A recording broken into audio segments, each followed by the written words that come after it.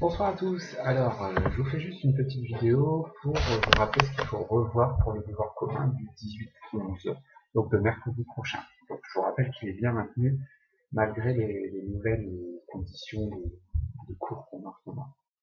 Alors, concernant ce que je vais dire là, ceux qui étaient avec moi en AP hier, du coup, l'ont déjà vécu parce que c'est plus ou moins ce qu'on a fait hier. Alors, concernant la fiche de révision, il faudra savoir concernant la propriété des angles, donc savoir définir ce que c'est que la diffraction. Okay, connaître les conditions d'observation de la diffraction, d'accord, ça, obstacle, longueur d'onde, savoir comparer les deux pour voir s'il y a pas de diffraction. Connaître la relation entre l'écart angulaire, la longueur d'onde et la largeur de la fente. Donc, typiquement, la formule c'est θ égale lambda sur A. Savoir utiliser cette relation dans le bon système d'unité, donc il faudra bien évidemment faire attention à tout ce qui concerne les conversions d'unités, du nanomètre au mètre, du centimètre au mètre, du micromètre au mètre, etc. Donc bien revoir ces puissances-là.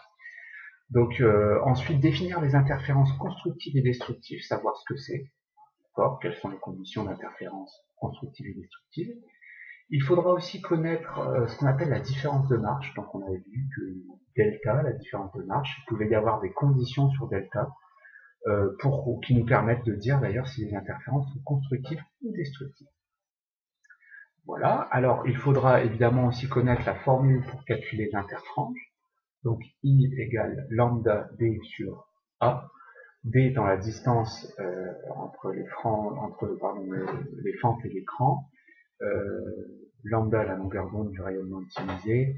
Et petit a, l'écart entre les deux fentes.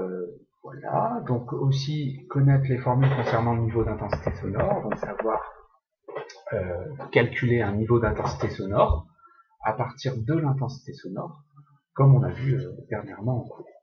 Voilà. Concernant tout ça, je pense que les propriétés des ondes, c'est suffisant, ce sera suffisant du moins pour le devoir commun. Concernant maintenant la chimie, alors les solutions acido-basiques, il faudra évidemment connaître les instruments de mesure du pH, savoir définir un acide et une base selon Bronsted. Je vous rappelle qu'un acide est une espèce capable de céder un proton H+, et une base, c'est le contraire, elle est capable de capter un ou plusieurs protons H+.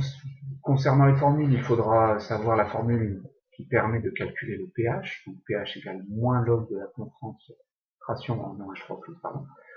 Alors il faudra savoir écrire les demi-équations acido-basiques, savoir écrire l'équation de réaction entre un acide et une base, savoir reconnaître un acide et une base, comme on écrit toujours un couple acide-base, donc l'acide est à gauche et la base à droite, et savoir définir ce que c'est qu'un ampholyte ou une espèce ampholaire, d'accord, donc une espèce qui peut se comporter en tant qu'acide ou base en fonction de ce qu'on y met. Il faudra évidemment aussi en chimie connaître tout ce qui se passe au niveau des dosages et des titrages. Donc qu'est-ce que c'est qu'un dosage par étalonnage, par exemple, bien revoir le TP. Quel type de dosage par étalonnage on peut faire, conductimétrique ou spectrophotométrique. Qu'est-ce qu'un dosage par titrage cette fois-ci? Donc bien savoir définir ce que c'est qu'un réactif titrant, le réactif titré, savoir faire un schéma concernant le dosage par titrage, donc avec la burette graduée, voilà, hein, tout ce qu'il faut connaître au niveau de la verrerie en tout cas de ce titrage. Il faudra évidemment aussi savoir faire des calculs concernant les dilutions, donc ne pas se mélanger les pinceaux avec les concentrations des solutions mères et des solutions fines. Voilà, savoir aussi que pour faire une dilution, il faut une fiole jaugée, une pipette jaugée également, et d'autres instruments verrerie comme des béchères. Voilà, il faudra connaître la relation à l'équivalence, hein, donc l'équivalence et les réactifs sont introduits dans les proportions stoichiométriques, et savoir détailler à partir des quantités de matière en réactifs titrés et titrants, voilà, retrouver une concentration de solution qui nous intéresse. Donc là, bien revoir les exercices, on en a fait plusieurs, il ne faut pas hésiter à les refaire et à me poser des questions si ça posait problème.